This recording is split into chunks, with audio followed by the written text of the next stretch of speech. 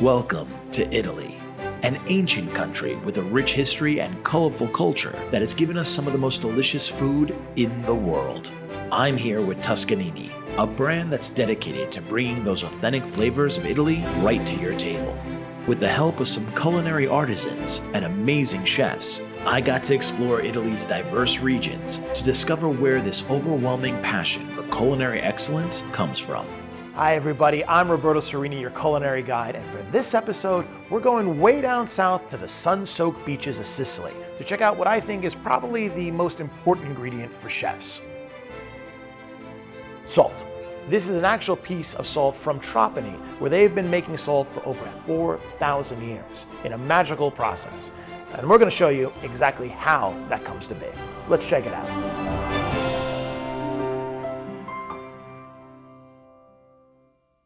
Sicily has for millennia been a popular destination for its amazing food, vibrant culture, and idyllic coastlines that bask in the sun all day. Today, we travel a short distance south of the historic town of Trapani to experience one of the oldest resources still produced here, salt. Faded signs bleached by the powerful sun and otherworldly landscape signals that we've found the right spot. To bring us back in time and show us this magical world, we hopped a quick boat ride with Gianni Borametti, whose family has been producing this premium quality product for generations. Ma noi siamo in questa attività dal 1930. Sì, è una storia lunga. Ha iniziato mio nonno, come dicevo prima, e stiamo continuando noi con la quarta generazione. The journey into the past was a characteristic one, with relics from an age-old industry surrounding us as soon as we landed. Even the vehicle to bring us to the salt fields was something out of the pages of time, an original OM Lupetto, in mint condition right from the 60s. As rare as the salt produced here on this magical island, which Gianni explained is due to a perfect combination of three simple elements. Ma tu considera che per avere una materia prima, un sale marino di alta qualità, hai bisogno di tre elementi importanti: acqua, vento e sole. Le coste del Trapanese sono le più esposte a questi eventi climatici. Ma guarda, questa dove siamo adesso è una salina antica, più o meno del 1400. Si è sempre fatto sale nelle coste marsalesi, per cui tutte le saline della zona di Trapani sono molto antiche, addirittura qualcuna risale ai tempi dei Fenici.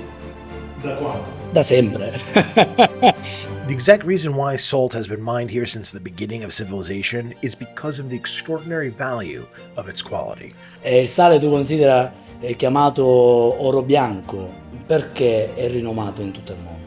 In queste saline di Trapani noi troviamo una biodiversità che è unica al mondo. I paesaggi sono fantastici, con diverse centinaia di specie animali che vivono nella salina. Cominciare dal fenicottero rosa, che prende proprio il colore grazie ai microorganismi che mangia e che trova nelle saline. Per cui difficilmente riusciamo a trovare lo stesso ambiente in altre parti del mondo. Those extraordinarily rich minerals is what gives the salt its unique and premium taste.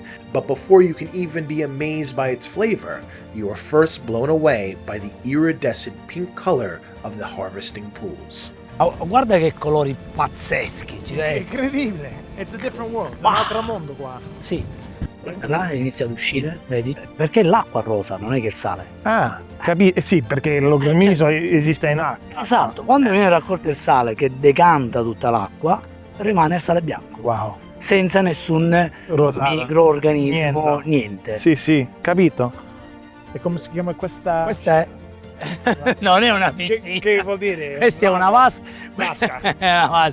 Questa si chiama servitrice. Questa serve a trasportare l'acqua satura nella vasca salante. Capito. Ok, poi c'è un'altra vasca dove è la parte finale dove si cristallizza il sale e si raccoglie il sale in quella vasca. Vedi quelle chiuse in legno? Sì. Cioè apri le chiuse e trasporti l'acqua da una vasca ad un'altra. Che da un grado saliente minore a un grado saliente maggiore. Quante vasche ci sono? Ma qua ci sono 17 vasche. E diventa sale. Certo, un percorso lungo, molto lungo. Even though a long process, this ancient method of producing salt yields the absolute best quality possible, something that Gianni understands the value in. Un pizzico di sale è quello che ti dà un po' di gusto nella vita. Per cui se tu non metti un pizzico di sale in una pietanza, tu avrai un sapore piatto. Per cui sono tante le tipologie di sale che si possono utilizzare in cucina. Però lo usi dappertutto, lo usi per insaporire l'acqua degli spaghetti italiani, lo usi per insaporire l'insalata, una bella insalata verde. What is even more amazing is that Gianni doesn't just cultivate some of the world's most premium salt, but it's produced to the highest level of kosher standards. Il sale kosher, perciò è improprio dire sale kosher, in effetti è un sale koshering, perché il sale koshering è la tipologia di sale che veniva utilizzata dagli antichi per essiccare il sangue dalla carne. Okay? Per cui ha una granulometria particolare, non è finissimo ma non è grosso. Ecco, questo è il sale che noi produciamo per i nostri clienti che vogliono il sale certificato kosher per le comunità ebraiche. And before we left this beautiful place, Giovanni left us with one final thought that stays with me to this day. Tu considera una cosa, noi siamo il nostro corpo, il 90% di acqua, e se non abbiamo sali all'interno di quell'acqua, siamo morti. Il sale è vita. Ma tu sei un poeta. Bravo! Ma che bravo! Mi sono incartato un po' di... Gianni's passion for his product definitely comes across like poetry, and it should in such a magical place. An experience as unique as the product made here. And if you're looking for more uniqueness, then Chef Giovanni has an amazing salt-encrusted fish that will surely astound you and bring that magic of the Trapanese salt right into your home. So, we're going to make the fish with salt. This is from Trapani, very good quality of salt. So, for each fish, that it's about 500 grams, we need 1.5 kilos of salt. We are going to use some herbs to give some flavor to the salt, like rosemary, different kind of peppers, fennel, oregano, and a little bit of lemon zest. We mix it all together, so we can put some spice on the fish, and then some good olive oils. So we do also in a kosher way, because it's very important to watch that there is no blood on the eggs. We just mixed the salt with the white of the eggs. So now we just have to put it in the oven and let's cook it. Once you tightly pack your fish in the sea salt mixture, the only thing left to do is bake it in an oven at 350 degrees Fahrenheit for about 40 minutes or until the internal temperature is 145.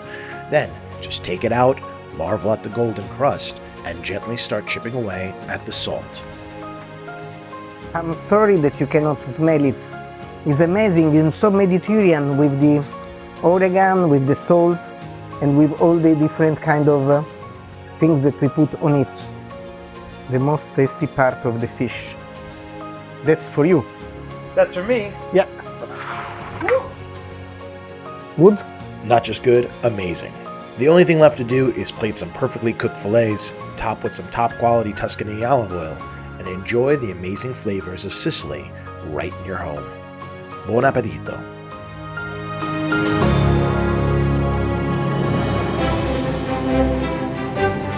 Hi everyone, I'm Roberto Serrini, your culinary guide, and in this episode, we're going to Rome to learn from one of our very special chefs how to make what I think is perhaps the main star of Italian cuisine. Pasta. So I hope you're ready to get your hands dirty because we're going to make it fresh and at home. Let's check it out.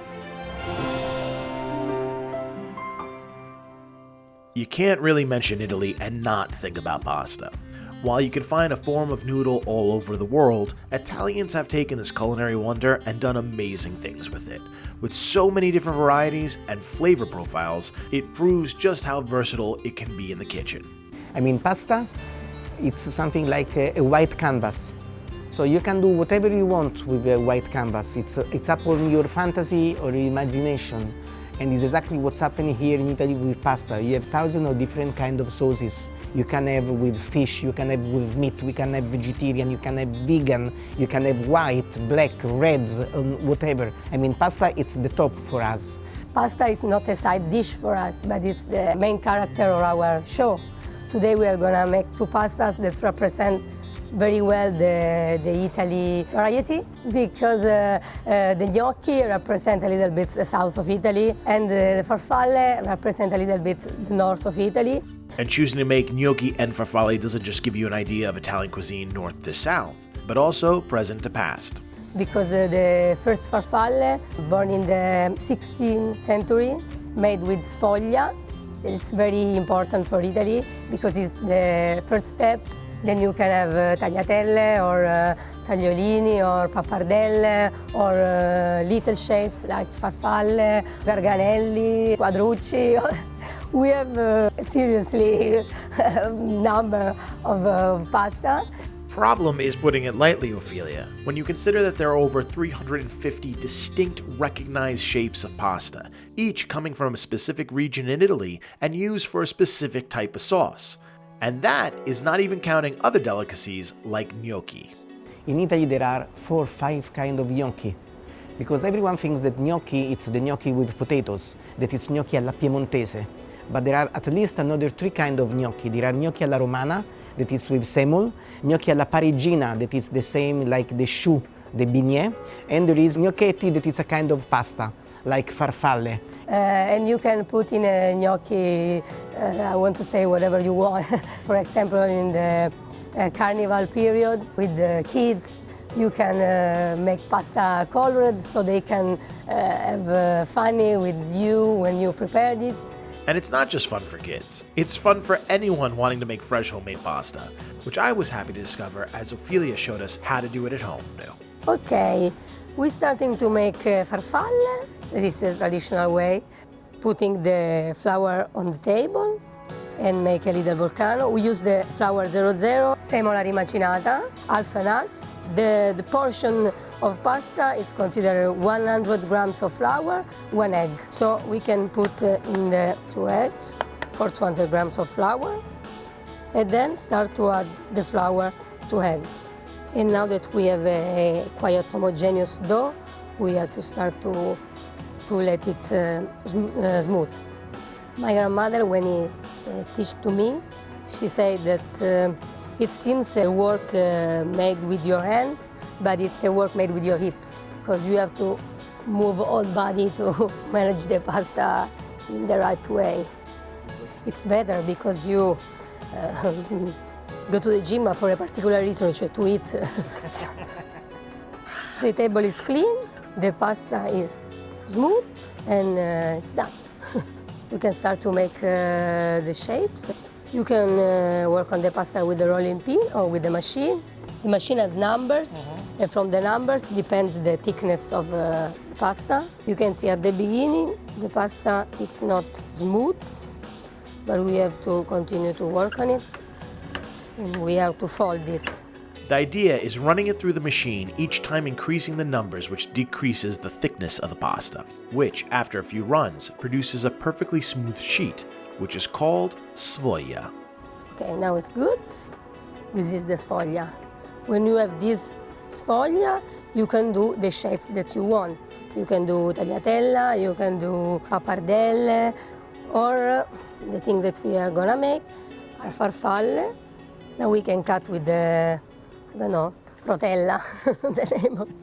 And now we have to pin the center of the dough, and we have our farfalle. And now it's a job for kids, because they have little finger, so. Farfalle is one of the most versatile pastas you can use, pretty much for any type of sauce, hot or cold. And besides being super easy to make, they're super fun. That squared away and looking amazing, it was time to go south and try our hands at making gnocchi.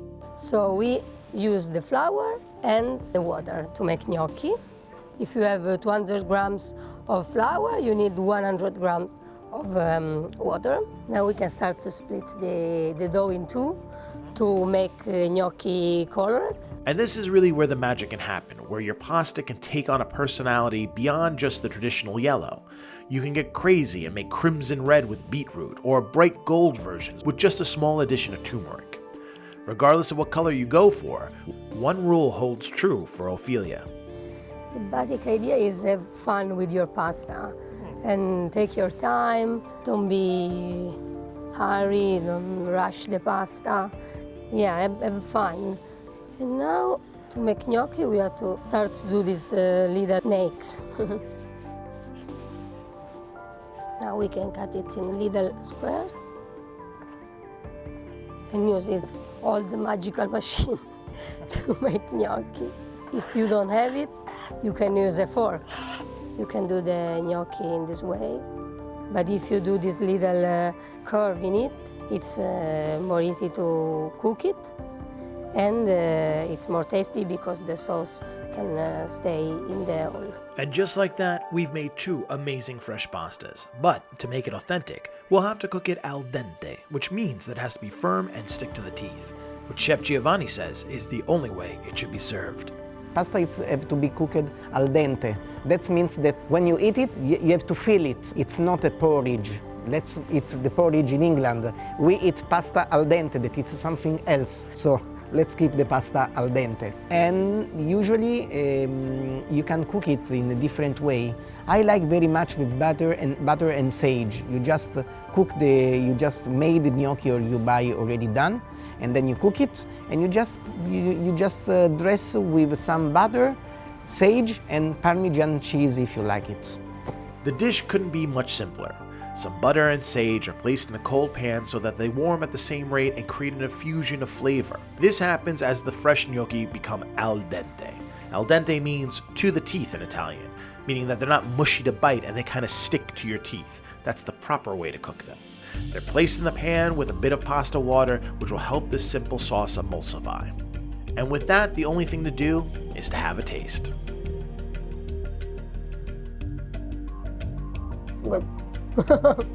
Good is probably an understatement for the simple but elegant pasta, something that Ophelia says is special to Italian cuisine.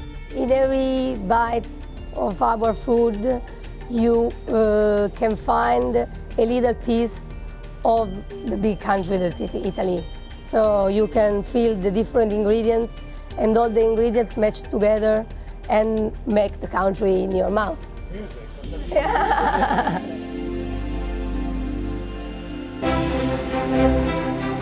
Hello everyone, I'm Roberto Serrini, your culinary guide, and in this episode we're going to the rolling hills of Tuscany to discover an amazing ancient product, the humble and beautiful grape. So, let's get juicing. Chances are, if you think good food, you think of Italy. I mean, this is the country that gave us pizza, pasta, and so much more. The reason why Italy is such a culinary hotspot is because they have been refining their dishes through tradition for millennia. One of the oldest cultivated staples here is the humble grape. No matter if you enjoy it immediately as juice, refine it into fine wine, or age it into the magic elixir known as balsamic vinegar, grape products here are only the absolute top quality, which is why Tuscanini demands all their products come from Italy. Let's find out from some of the best producers exactly what goes into crafting the absolute best products in the world. The balsamic vinegar is something amazing. It's an history, it's a family traditional history. Balsamic vinegar of Modena is a very ancient product. We have evidences that since Roman time, people was using it to help the digestion. Today, balsamic vinegar is a PGI product, meaning that it can only be made in Modena, because we are a very old historical product and very much linked to the territory because of the raw material that we use. It's very, very special. It can give you a twist on your roast beef, or maybe to the fish, or as dressing on the salad. And before balsamic vinegar gains its magical powers to transform any of your dishes, it starts off as wine, which the fully kosher winery Terra de Seta in Chianti knows a thing or two about. Producing kosher wine it means that all the process need to be done by Mashgihim approved by the certification we have. I need very good Mashgihim, expert in wine, following all the high-level strict certification. Everything needs to be done without other people around that really know what they are doing, because nobody can touch the wine except the Mashgihim. While having only top people is an absolute must, starting with top quality raw product is a necessity that fortunately Italy can provide. We are very lucky because in Italy we are in very nice position, and so we just grow, I think, one of the best products all over the world. In this region we have excellent characteristics to produce our wines. It's a very historical place for the wine production. It's the oldest region in the world regulated for the wine production. And family history is something that these producers in Italy are steeped in, putting tradition in every product they make that dates back centuries. Here we can see some of the old machinery used in our production since my grandfather. I'm Daniele della Seta. Della Seta in Italian it means silk. And this is because in the past in Rome there was a tradition to have the talit in silk, so the families who did this kind of work still have that name. We started working with Tuscanini more than 30 years ago. To produce a kosher product we need to have proper grape, and all the transformation should be done in a clean sealed container under the control of a rabbi. These are the Tuscanini barrels. They have been made especially for Tuscanini, meaning that the wood has been picked up, has been aged itself, and it has been burned. So this barrel has been born for Tuscanini, and they will remain for Tuscanini for all their life. I'm proud to produce in this region a kosher Chianti Classico because now I'm part of a very small Jewish community. We are also proud to have a wine that can be paired perfectly with the quality food that Tuscanini is producing now. If you really want to taste Italy and the magic that goes into its protected wine production, then look no farther than Tuscanini's cooking wine, which I love to use to make one of my favorite classic kosher dishes, scallopini al limone. For this super simple recipe, you'll need some kosher chicken breast, beautiful Tuscanini Cerignola olives, some virgin olive oil, Tuscanini pasta, parsley, shallot, garlic, 2 lemons, and of course the star of the show, Tuscanini premium white cooking wine. First, wash your garden goods and inspect them well for cleanliness. Chop your parsley as fine as possible. Then grab a lemon and slice a few thin discs. Next, grab your Tuscanini Cerignola olives, set aside about 10 and slice them down to the pit. If you have a few crimini mushrooms, chop them up fine, and do the same with your shallot and your garlic, giving them a nice rough chop. Turn your burner on medium and coat the bottom of your pan with olive oil and throw in your shallots and garlic. Next, you're going to want to butterfly your chicken breast, and then under a piece of parchment paper, gently pound them out really thin. Take the cutlets and dredge them well in the bowl of flour, making sure they are all completely covered. Then, gently place them in the pan, taking care not to overcrowd them. And once they're fully cooked, remove them from the pan and set them aside. Now, add your mushrooms to the pan and let them cook down and develop a nice golden color. Once a delicious fond has developed on the bottom of the pan, it's time to deglaze it with Tuscanini white cooking wine. Pouring a good amount will release all that delicious flavor that's formed in the pan. Next, throw in your olives and grab your pasta. I like using fettuccine for this dish, but you can use any of your favorites. Grab your lemons and squeeze their juice into the pan, and throw in the 4 discs that you sliced earlier. Take a ladle full of the pasta water and add it to help emulsify and thicken the sauce. Now add back in your chicken cutlets just to warm them up. Your pasta is now al dente, so the last thing you need to do is plate up your masterpiece with a generous sprinkle of fresh parsley on top and treat yourself to an amazing, authentic Italian meal that will surely transport you to the land of food in your very first bite. Hi everyone, I'm Roberto Serrini, your culinary host, and in this episode, we're going to the paradise island of Trapani to dive deep into the Italian history and heritage of one of Italy's most prized products, tuna. Down here, they call it the swimming gold of the Mediterranean Sea. Let's check it out.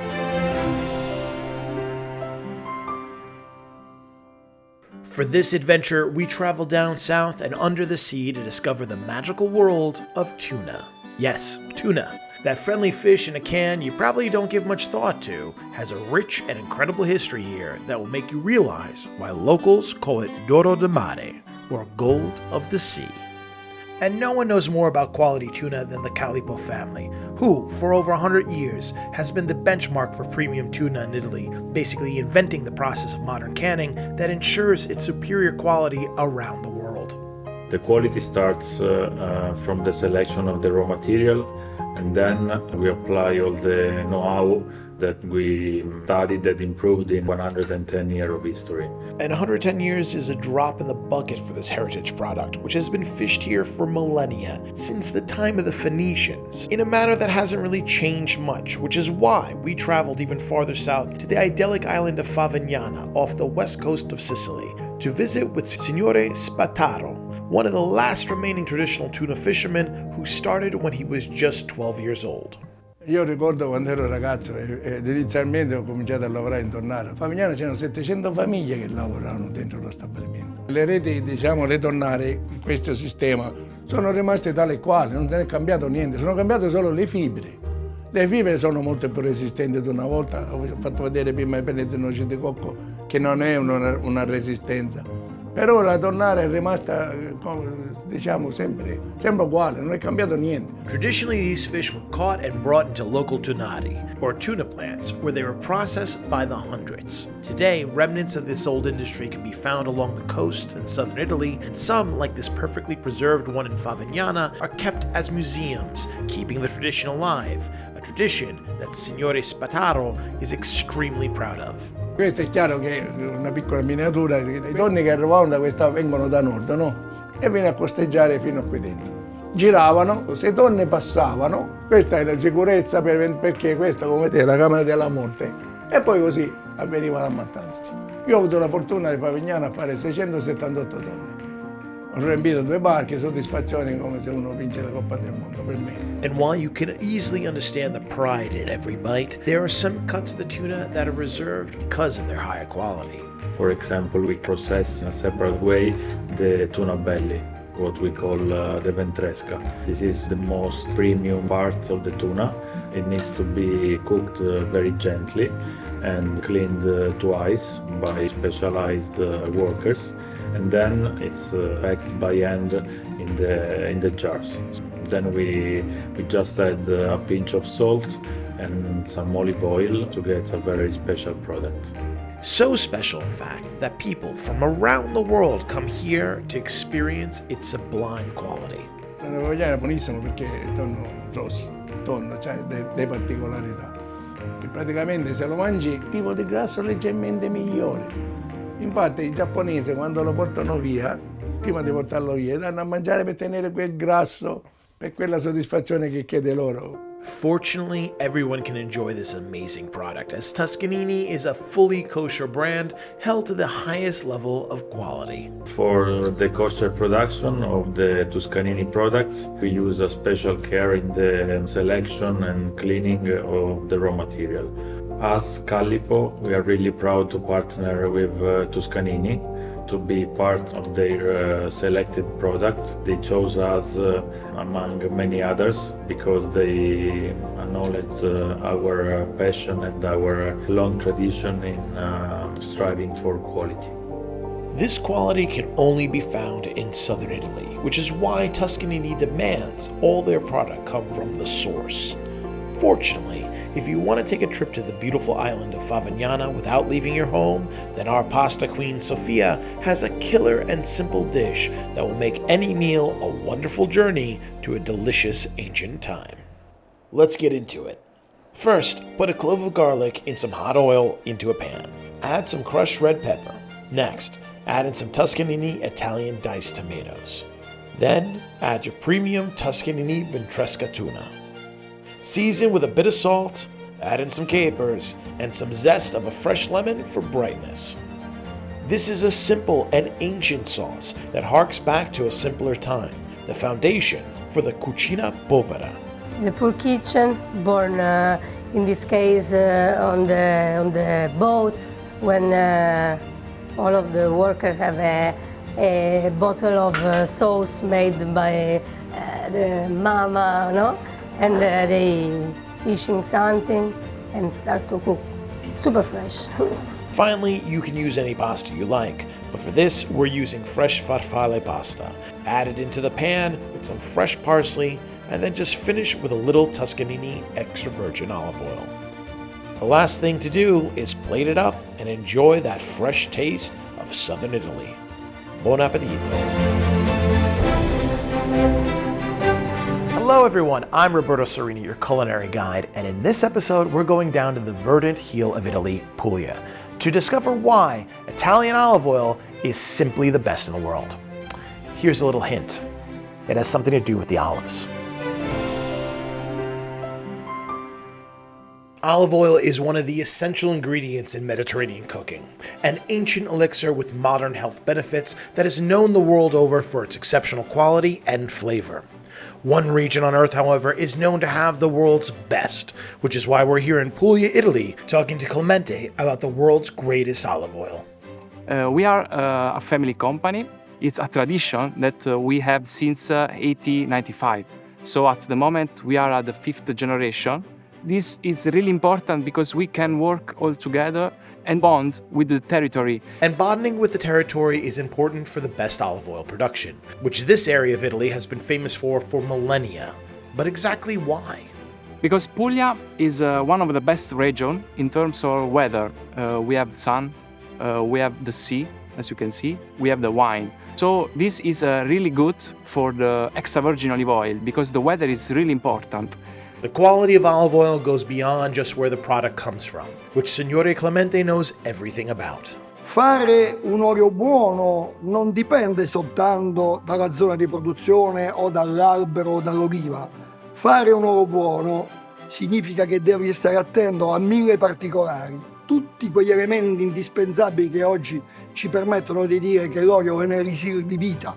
And olive oil is a true elixir of life, one whose potency has to be carefully handled for maximum flavor and quality. Dall'inizio partiamo dalla pianta per poi arrivare nella raccolta. Non superano 12 ore per la trasformazione. While Clemente uses the most advanced techniques to ensure top quality product, its knowledge of olive oil production dates back millennia. When you see an olive tree, you can feel the history because maybe this tree survived thousands of years. Oggi nell'olio addirittura si sono riscontrati dei valori essenziali per la vita e per come se tu riesci a farlo diverso dagli altri, si riesce a fare una qualità superiore, eccezionale. And Clemente makes a truly superior olive oil, one that's not just award-winning around the world in culinary circles, but also a kosher product held to the highest Jewish standards. Because the certification is the proof that we have with our customer and our partner. With this kosher certification, we can prove that all the steps of the production need a quality check. While our rabbi checked the quality and purity at every step of production, there is one heritage control that can instantly tell you the superior quality of their olive oil, the humble taste test. Perché assaggiare gli oli? Perché l'oliva è un frutto, è come se fosse un'arancia, come se fosse una mela, come se fosse una pera. E dall'oliva, come in tutti gli altri frutti, si fa il succo, che nell'oliva si chiama olio. And since oil is just the juice of olive fruit, it can be tasted and judged just like fine wine. Il primo assaggio lo facciamo col naso. Quindi ritorno ad assaggiare. Arriva un buon fruttato di olive che mi dà una piccola tonalità di amaro con dei retrogusti di mandorla verde che mi determina una esagerata qualità. While it's wild to imagine that so much care and knowledge goes into every bottle of Tuscanini olive oil just from looking at the bottle, one thing is true about this amazing product above all else. When you have your lunch with your pasta, you need a drop of good extra virgin olive oil in your meal. Yes, that's it. And we can't agree more. which is why no matter if you're using it for whipping up a simple pasta, a beautiful piece of fish, or even just a salad, using Tuscanini kosher olive oil will always elevate your dishes and bring the real taste of Italy right to your table. Buon appetito! Hey everybody, I'm your culinary host Roberto Serrini, and in this episode, we're going to the former Roman Jewish ghetto and try some delicious Roman Jewish street food with our local guide, Sarah Pavancello. And if you aren't hungry, trust me, you're gonna be. Let's check it out.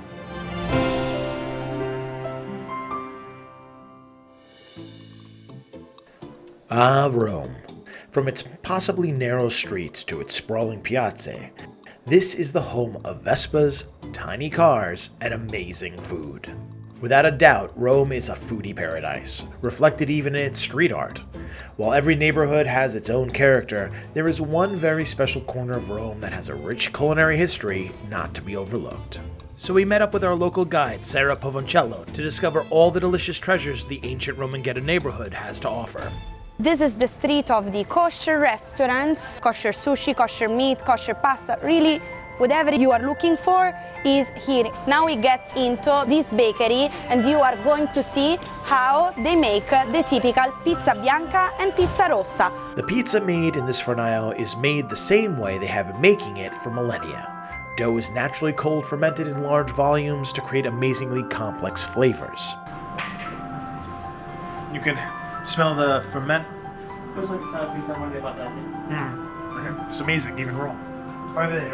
Then, on a well-floured surface, the dough is rolled out almost impossibly thin, a style typically only found in Rome and extremely difficult to do, which is why I had to ask our pizzaiolo how long he's been at this.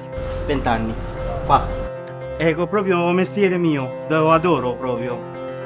You can see the adoration in his work as he rolls out a canvas stretcher where the pizza will proof with just some olive oil and salt. When ready, it goes into an ancient oven built into the wall and becomes the ambrosia in just 10-12 minuti. Comunque meno 15, un quarto d'ora pronto. E quante pizze farai ogni giorno? Tanto. Sì. Each one an absolute masterpiece, where anything can be used as a topping to enjoy. After a few selfies, there was no question we had to try some, and for that, Sarah brought us to her favorite place. We are at Bona, that's a kosher pizza place. Here you can get any kind of kosher pizza by weight. What I love to do with my family and with my friends is sharing many different slices and so I can eat as much as I can. But what I want to show you here is the typical snack that locals in Rome have, and it's the pizza rossa and the pizza bianca. Don't you dare naming this focaccia, because it's not focaccia, and the crunchiest it is, the better it is for us.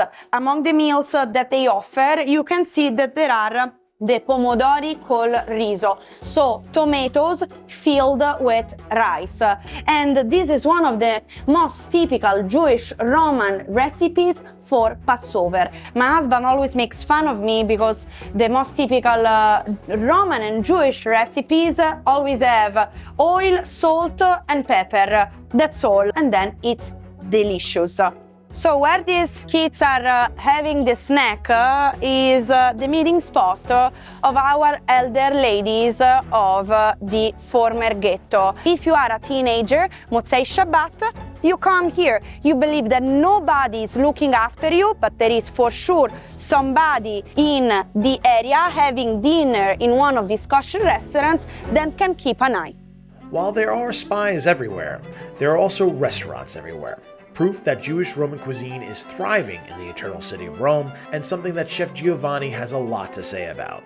My family name, it means that my family is in Rome since 1555, when the Pope decided to oblige all the Jews that live in the Roman neighborhood to come in Italy to be closed on the ghetto for 500 years. That was a very bad period, of course, but in every bad things there is always something that is good.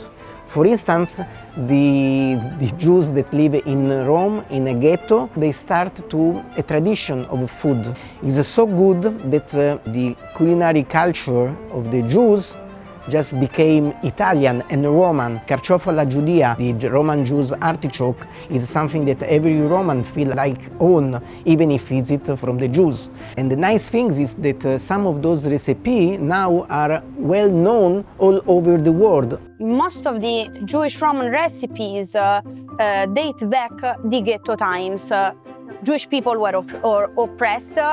Most of them were very poor, second-hand ingredients, but they made them taste delicious. And the best example to me is the fried artichoke. And with everyone in agreement that the Roman Jewish artichoke is the hallmark of this unique culinary history, we had to try it.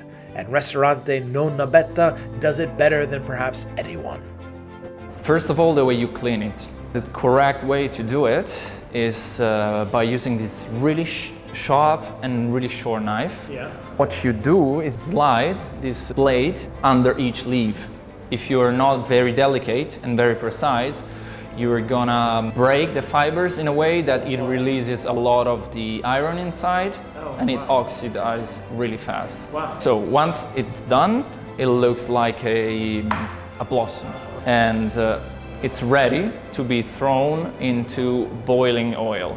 The first time, it's for 15 to 20 minutes. Yeah. It's what softens the artichoke. And when someone orders an artichoke, you're then throwing it back in a deep fryer, and it's 1 to 2 minutes. And that's what makes it crispy outside while it stays soft inside. In the ghetto, imagine it was not a nice place to be. So frying was a good way of cooking food that might not have been the best. Yes. And still making it taste good. That's this it. was the compromise. That's it. But it stayed because it's delicious. It's maybe one of the best things you can eat. It's funny how nowadays many of the best all around the world cuisine are what once was believed to be poor kitchen. Really poor. Yeah. Yeah. That's amazing. I mean, there's a lot of ways to eat artichokes, but I'm going to say this is the best way to eat artichokes. Is this your favorite food? I love it. I love it. They're so good. I mean, favorite food is a big statement. I know. I wouldn't know what to choose, but it's definitely in the top 5. I don't know. I could put this up. It's like a potato chip on the outside, and then inside it's like a fillet. I don't even know. Yeah, It's delicious. Having delighted myself on this ancient dish, it was time for a little dessert. So Sarah once again came to the rescue and brought us to one of the most characteristic Jewish bakeries in the world. So here we are in front of the most famous kosher bakery of Rome. Its name is Boccione. There is not even the need of the sign. Everybody knows where Boccione is. And this is the same family that runs the same business from almost 300 years. They don't share their recipes with anybody but with members of their own family, and I totally understand, right? The most famous thing that they have is the pizza ebraica. Pizza ebraica is a giant biscuit that has inside almonds, pine nuts, raisin and candied fruit. Another typical dish that you should get here is the ricotta cheesecake with chocolate or with cherries with fresh ricotta. You see, I skipped the line, don't tell anybody, okay? Having obtained our treasure and retreating back to the piazza, Sarah says a little prayer before diving into the sweet delights. Which left her, well, understandably speech-stricken. Give me 1 second. Do you have chocolate on my face? No, okay. You are teasing me. Yeah, grazie mille. It's still hot. Please, take one. Please. I mean, even the sound guy couldn't resist this lighter-than-air cheesecake, a characteristic Jewish recipe, like others, that Sarah says comes from a very unique set of circumstances. From Middle Ages till 1890, this area was the area of the fish market of Rome. So, the fact that Jewish people had fish market next door to their ghetto doesn't mean that they could eat any fish they wanted. Not at all. And it's not just because of kashrut restrictions, it's because of the Pope's restrictions. And one of them was that we, as Jews, didn't deserve the big kind of fish, but just the small ones, anchovies and sardines. So, one of the most typical Jewish Roman recipe is the aliciotti con l'indivia. Fortunately, Chef Giovanni has us covered as he goes over the right way to make this ancient and delicious recipe that is sure to delight. So this is a very old recipe that is from the old ghetto, when the Jews was in the ghetto for 500 years and they cannot use anything than the poor fishes and poor vegetable. In the old ghetto area there is a sign on the wall that it's the maximum leg of the fish can Jews eat. So they start to eat small one. So here we have very simple. It can be amazing for the Shabbat dinner that we used to eat fish. Also because you can have it cold or hot. In this case we are making mono portion, but you can do it also multi-portion one. It's up to you. A little bit of salt, a little bit of ground pepper, and some olive oil.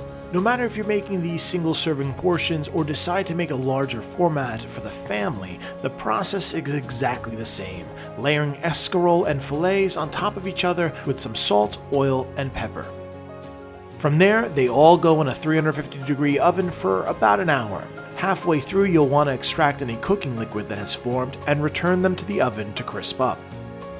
Only thing left to do is plate them up with a light drizzle of Tuscanini extra virgin olive oil over the top.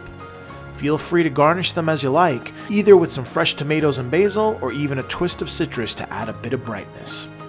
Again, no matter if it's just you or a plate for the entire family, this unique ancient dish is amazingly simple to make and will surely be enjoyed by everyone, connecting present flavors to an amazing history.